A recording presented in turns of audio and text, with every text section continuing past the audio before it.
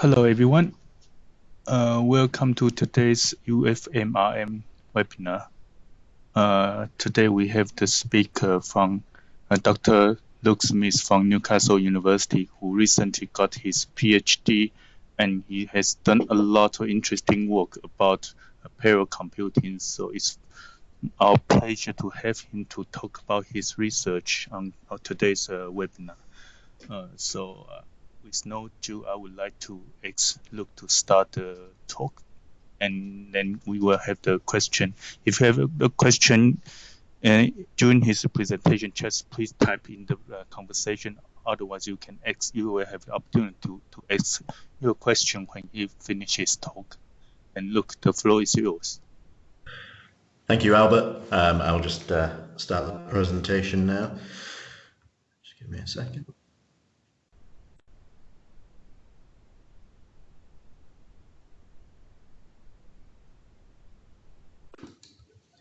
Okay, hopefully you can see my screen now. Thanks again to Albert for the invitation to present this. This is a whistle-stop tour of work that's been done over the last 7 years, much of which for my PhD, but not all of it. I hope I haven't missold this presentation to anyone, because I don't particularly want to get into the nuts and bolts of programming and computer science and software engineering. I want to sort of talk a bit about that and then focus primarily on the actual applications of this. So it's as much about high resolution fluid simulation as it is about high performance computing in this. In that respect, I've prepared a number of slightly facetious, possibly antagonistic conclusions, and I sort of want to work backwards from them and just have a very honest presentation of some of the issues we encountered, many issues we encountered, and then hopefully take some questions, and maybe this will spur some ideas for further research in the future as well. So a lot has changed just in the time that I've been working on this. The chances are that if your model is running too slow, it's not your computer that's the problem anymore. Apologies if you're still using a computer that's 10 years old, that might be true. But much to everyone's glee, Gordon Moore's predictions about the number of transistors on computer processors have continued to hold true. Long may it remain, and that's good news for us. Just as a bit of background on this, this is a graph going back to 2006 of computer performances in terms of floating point operations per second. You'll see the blue line is basically server CPUs, and much of my work, for reasons that are hopefully obvious from this graph, has focused on using GPUs rather than CPUs, but the context, the code, the methods that I'm going to talk about could just as similarly be applied to a large supercomputer that's based on CPUs. It doesn't really make a difference. In terms of this graph, you can see that there's an order of magnitude increase from say the most recent Xeon processor to the most recent NVIDIA processor. And that, in a nutshell, is the reason why we're using GPUs. They're very well suited to the kind of problems that we have in fluid simulation. The reason for that, just again to give us some more background, they have a very high ratio of arithmetic logic units to the number of control units. So if you're performing the same calculation on a lot of data, GPUs are fantastic for it. GPU being graphics processors being all about basically performing exactly the same calculation on every vertex or every texel that's on the screen. The other thing I want to mention, in addition to Moore's law, is Amdahl's law. Now, without wanting to criticize anyone, a certain large software manufacturer of fluid modeling software recently put out a fact sheet about some of the work they'd done on parallelizing their code, and they threw 8 CPU cores at it, and they only got a 3 times increase in the performance. I don't think that's particularly bad. Amdahl's law is the reason for that. There's a limit to how much of your code you can parallelize, and that serial portion, the bit that you can't do anything with, will always be the bottleneck. There are things that you can do, but there will always be a limit. You never get linear scaling. So this is particularly relevant for the UK, but we have a lot of open data now. We have a shed load of open data, and in fact, my current job is all about open data.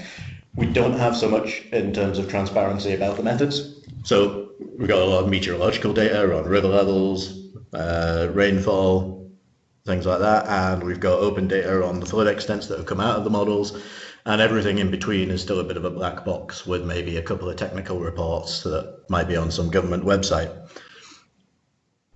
I can understand why that happens. It's not a criticism necessarily, but if we could have transparency across the whole of that would be great. So that's the starting point from which I want to talk about the software that we started writing 7 years ago.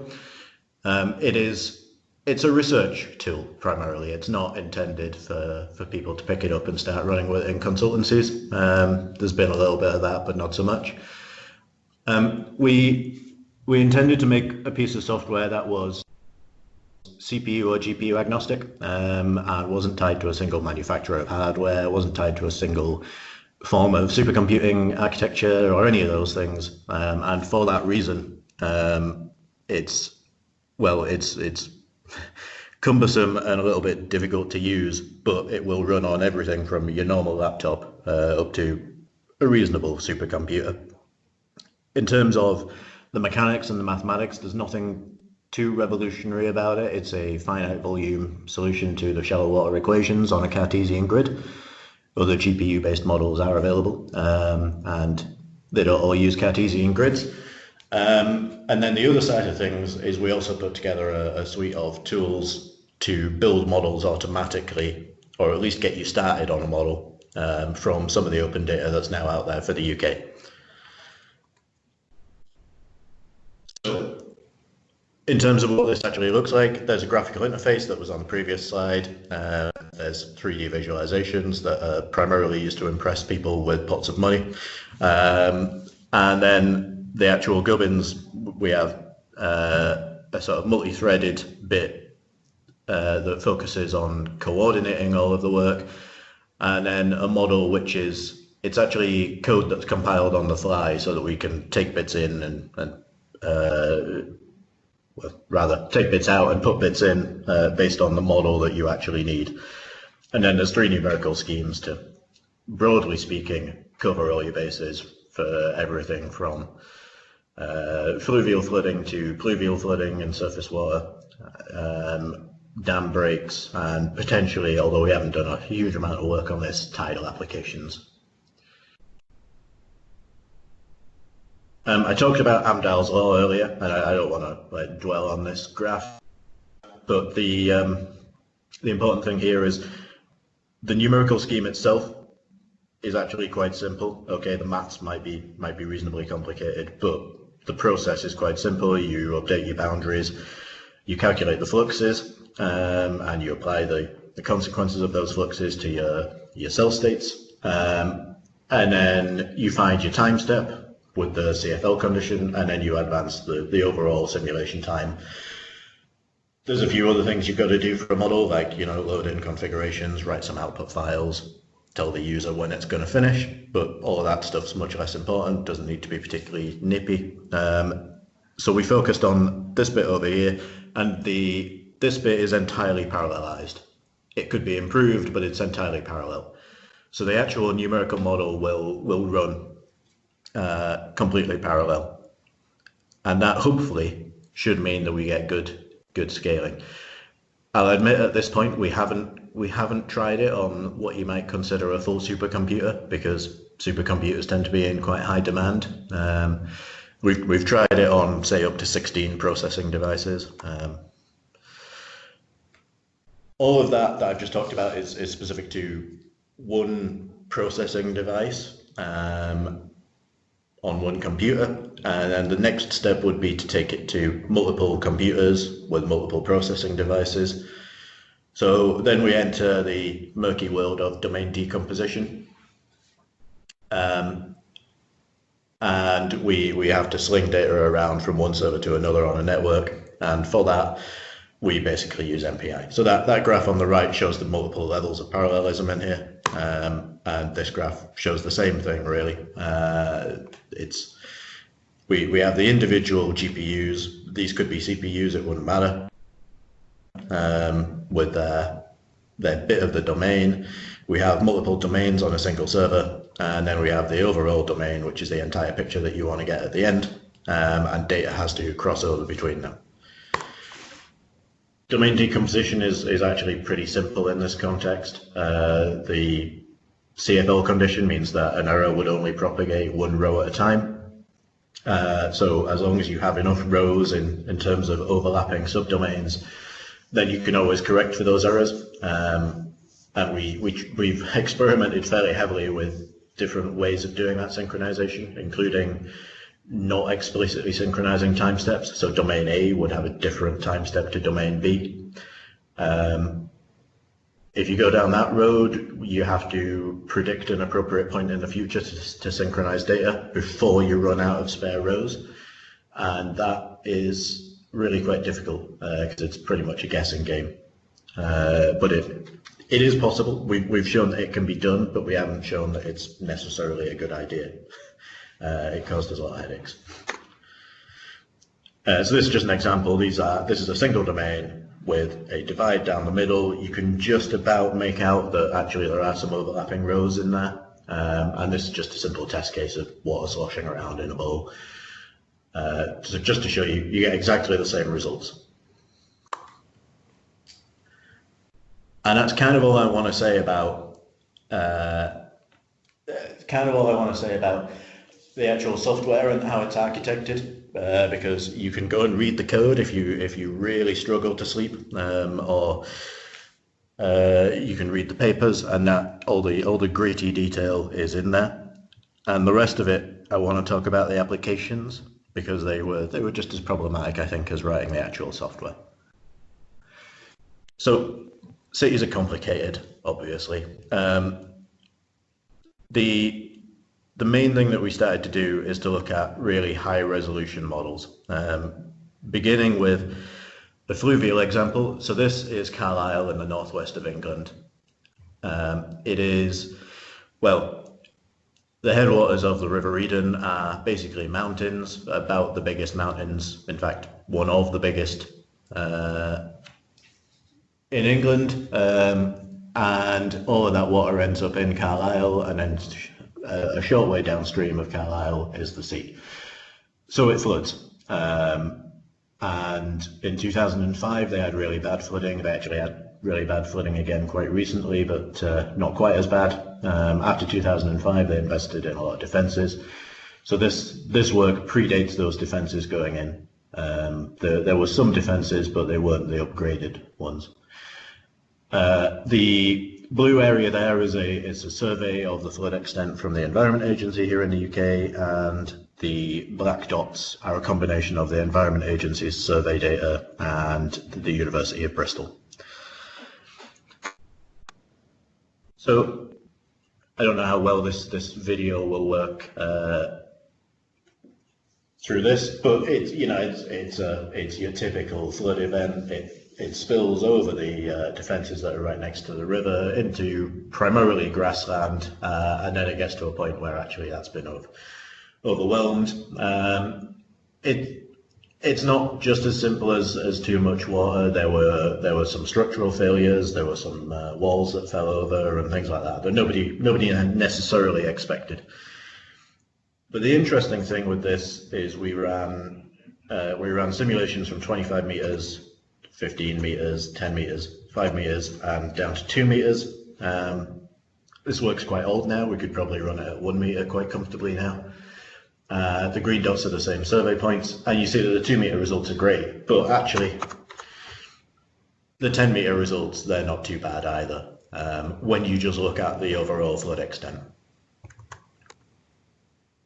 if we look at what in practical applications of software you would always do, a calibration of this model against the actual flood extent, things get a bit more interesting. So this is a fit statistic expressed as a contour graph for the simulated flood extent versus the actual flood extent from the Environment Agency survey.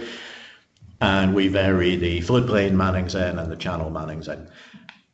Long story short, the higher the resolution, the more the water that should be at high velocities is kept within the river channel. And because it's kept within the river channel, the sensitivity to the floodplain Manning's N, where the velocity should be very low because the defences have been overtopped, is very, very low. That sensitivity is basically non-existent at 2 meters. Obviously, the complete opposite is present at 25 meters, where the water is producing the right kind of flood extent, but it's all over the place. The water is flowing, quite literally in this case, over a golf course. And it shouldn't be. So sensitivity is very high to the channel Manning N, but that's quite easy to calibrate. We've got a lot of data there. We've got real-time data from river level gauges and things like that. Now, if this held true for every flood extent, for every flood event, that would be fantastic. But it doesn't. So to give you another example, this is Thamesmead. This flood didn't actually happen. The poor people of Thamesmead get picked on a lot because they happen to live in an area that would flood if it didn't have a massive wall around it. There's also a lot of canals, and if I show you this is the DEM, so the buildings are included in this. There's some very high structures that sort of form walls as well. So as far as complicated urban topography goes, Thamesmead's got it all. So it's a good test case. This is this test case has been used quite a few times. So this is an example of a 10-meter grid simulation result in that particular paper, but some other papers have looked at this too. And yeah, it's what you'd expect. So the deeper water is actually in canals and ponds and basins and things like that. And obviously the shallow water is not, hence the problem. But then when we start looking at sensitivity in this case, because it's a very high velocity event where we assume that the defence next to the river has actually been breached, then we see the opposite to Carlisle. So with our 10-meter DTM and our 10-meter DEM for a start, we get completely different results, which is terrifying. Because the reality is probably somewhere between the two. Buildings don't just stop water. Buildings do let water through, but they don't let all the water through. So somewhere in the middle of these is the reality. And if we look at 2 meters, it's again a completely different picture. Not only that, but the black line and the pink line on there is showing a range from different Manning's Ns, and it's a huge difference. So that right-hand chart there showing the 2-meter DEM with the maximum extent, in theory, that could be your worst-case scenario. It would be very difficult to say, and in terms of doing a flood risk analysis, that presents a problem. But if we didn't run a model at this high resolution, we wouldn't have anything like that. So that was just looking at fluvial flooding. I'll be honest, the software we've written and the things we've been applying to it are primarily focused on surface water flooding, I think, which here in the UK is the biggest source of flood risk. Other than maybe massive tidal surges. So 3.8 million at risk of surface water flooding, but it doesn't get that much attention. And there's very, very little data we found on surface water events. So convective storms, obviously very damaging. They can happen in an hour, and 24 hours later or even less, all that water's gone. So you have a very, very small window in which to gather data, and thankfully or not, Newcastle had a very severe convective storm back in 2012, which of course is great from a research perspective, not so great for everyone that lives here. I had to take respite in a pub for a while, but there were genuine serious implications for people. It cost 8 million to the council, 500 homes were flooded. It destroyed the rail infrastructure. It flooded every single road because in Newcastle we've managed to design all our junctions to be basins. And we had about 50 millimetres of rainfall very widely within 2 hours. And it happened just at the time when everyone wanted to leave work. In terms of total accumulations, you can sort of see that actually the sort of thicker grey area on this graph is the extent of the Newcastle area, and at the northwest end they didn't get very much rain at all. They probably had quite a pleasant day. This was a very, very hyper-localized event. At the eastern end of the city it was catastrophic. It was 60 mil sort of accumulations. So we can model this, relatively trivial to model this. Obviously, we have all the same problems of a complicated urban environment, but taking the rainfall radar data and putting it over a DEM or a DTM is quite easy. You can see this is just a small subset of, I'm trying to remember, I think it was a 20 by 20 kilometre model that we ran for Newcastle in the end at 2 meters, and that we can run faster than real time using a lot of GPUs. I think that would take about 8 GPUs to get it faster than real time. But if you're looking at doing a sort of flood forecasting system, that's the kind of performance that you would need, preferably a bit better. And just to show you that I'm not lying about these things come and go very quickly. I lived on this road at the time, or just around the corner, thankfully slightly uphill. This is 4 o'clock, and then that same road, 9 o'clock, the water's all gone. Because, as you might expect, the local authority go out and clean these things up, and it's the middle of summer, so all the water goes very quickly. And so, we needed data. So, one of the things that we ended up looking at was the benign ramblings of people on Twitter. There were a lot of messages on Twitter about the flooding, mainly from people trying to get home. A lot of them, people just, well, like these two examples, not saying that much. Actually, the metro centre didn't flood, so some of the tweets were just misleading. But we had a look at them all anyway. This is the number of tweets about flooding. 1,800 people, which is, you know, for a city in Newcastle, quite a lot.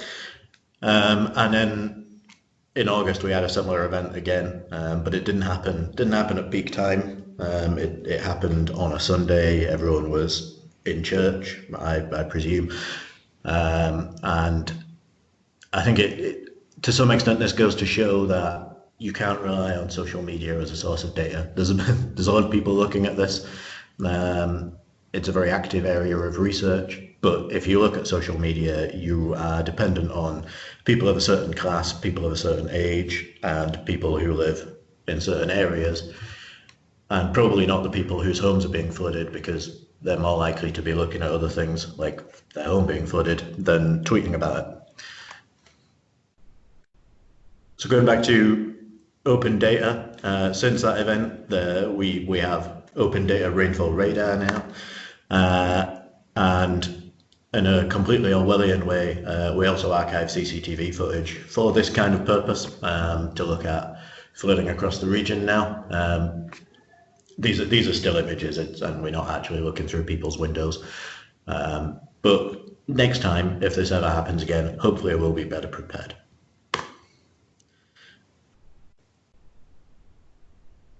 I cannot stress this enough, and I talked about domain decomposition earlier.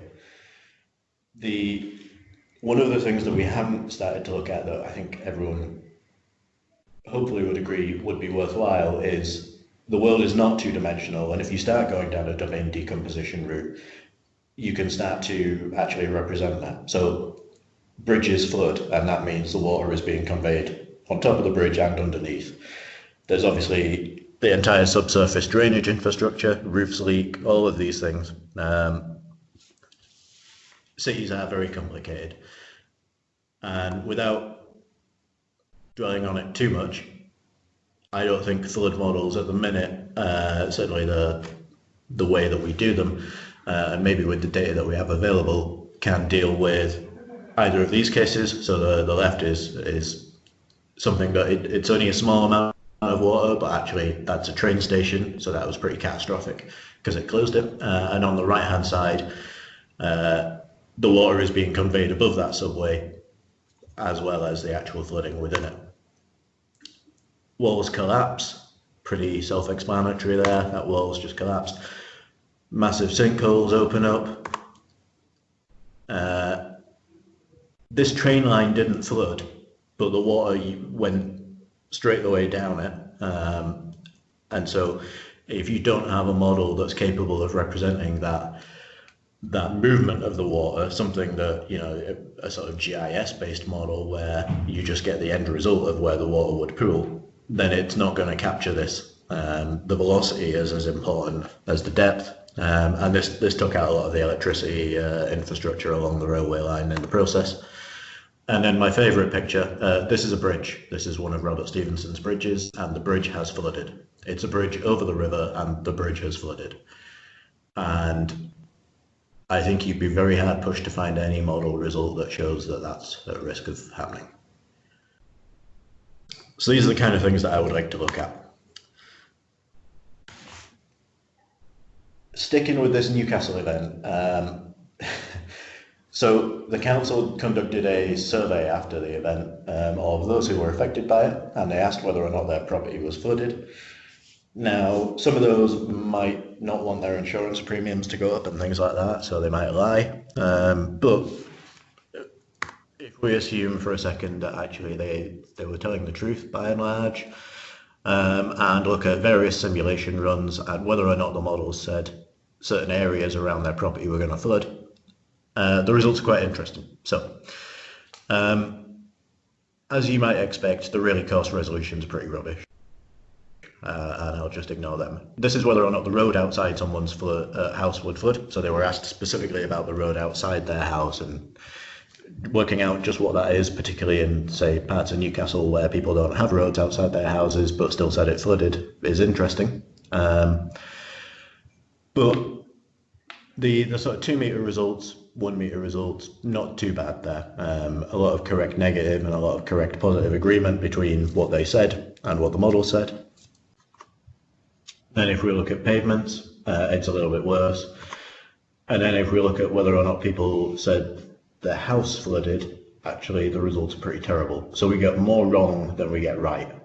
And in a very simplistic way, the model is just looking at whether or not there's water next to their building and assuming that if there was water next to it, some of it would have gone in. Obviously, there are more sophisticated ways of looking at it, but they all need data. The other interesting thing here is the 1 metre results are actually worse in a lot of cases than the 2 metre results.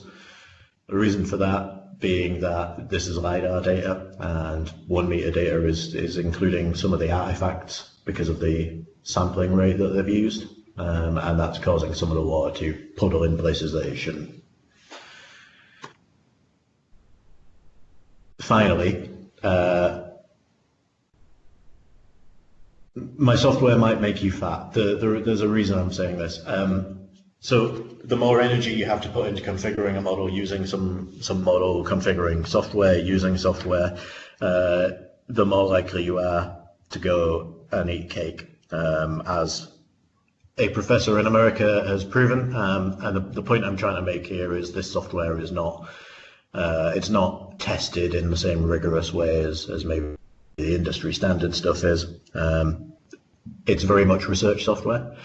The upside of that is anyone can pick it up and use it. It's open source, and people can also submit changes, improvements, fixes. I'd be really glad if anyone ever does.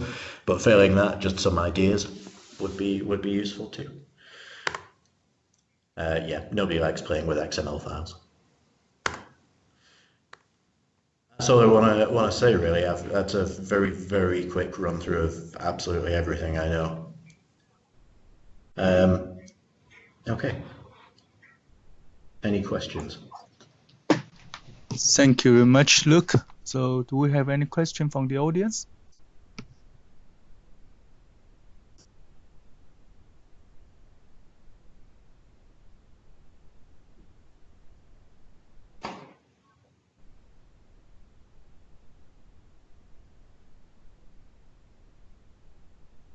Well, if not, if I may start the first one. So look, how do you think, so for your model, how for the next step, how do you think it will go?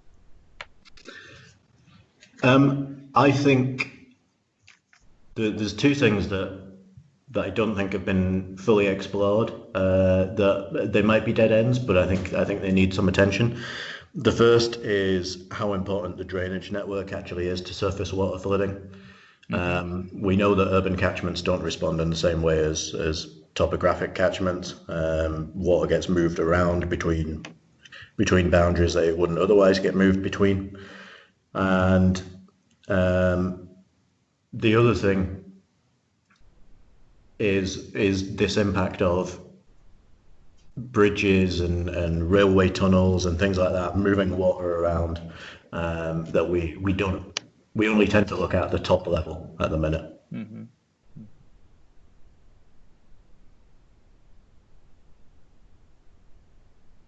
Is there any question from the audience? I don't know. It's probably too much information. They need some time to digest. But can I just follow on this? So you also now looking into this CCTV image footage stuff. So do you think it's possible to integrate this real-time observation into your model? Yeah, so there's a research project called Flood Prepared that's just started recently, and that is looking at exactly this, whether or not we can integrate, so say using CCTV cameras to pick up surface water, even if it's just a small puddle, and that should hopefully give us a bit of an enhanced understanding of how the drainage network's performing, and maybe also the impacts on traffic speeds. You know, if everybody has to drive 10 miles an hour slower just because of a couple of puddles, actually in terms of transport and cities, that's quite a big deal. But it's definitely possible to pick this information up and then to feed it back into a modeling process. Yeah.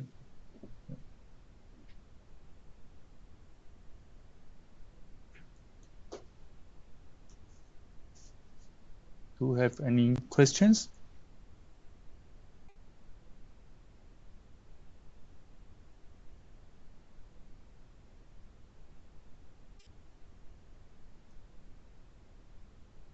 Okay, if not, I think I'm going to close today's webinar. Thank you everybody again for attending this webinar, and also many thanks to Luke for this very interesting talk.